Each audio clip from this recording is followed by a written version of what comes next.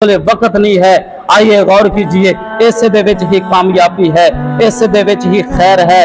और जब कुरान की तालीम आम हो जाएगी, फिर पहला इनाम साडे ते की होएगा, अल्लाह दियां रहमतां दा नज़ूल होएगा। साडे विच कुरान मजीद है, इसनू पढ़िए, इस ते अमल करिए, इहदे तर्जमे नू पढ़िए। आइए गौर कीजिए, मुहम्मद रसूलुल्लाह सल्लल्लाहु अलैहि वसल्लम दा फरमान है, मुस्नद अबू हुरैरा दे विच हदीस मौजूद है कि जेड़ा बंदा कुरान पढ़दा है और फिर कुरान पढ़ांदा है, पहले खुद पढ़दा है फिर कुरान पढ़ांदा है, वो दुनिया तो जब उठ जाएगा उसकी कब्र के उत्ते रब ताला 70,000 फरिश्तियां दी ड्यूटी लगा देंगे।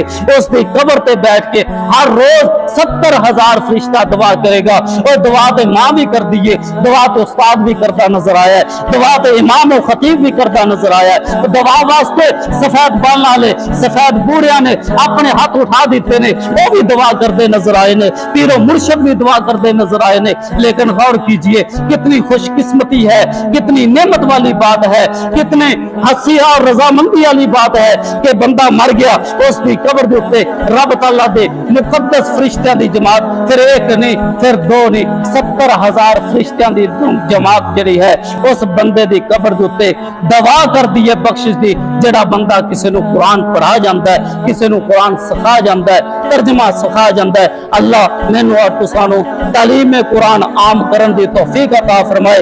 दिलो जान दे नाल हर मुसलमान नू कुरान और हदीस नू अपने सीने नाल लगान दी तौफीक अता फरमाए। वा अक़ूलु क़ौली हाज़ा वा आखिरु दावाना अनिल हम्दुलिल्लाहि रब्बिल आलमीन। la la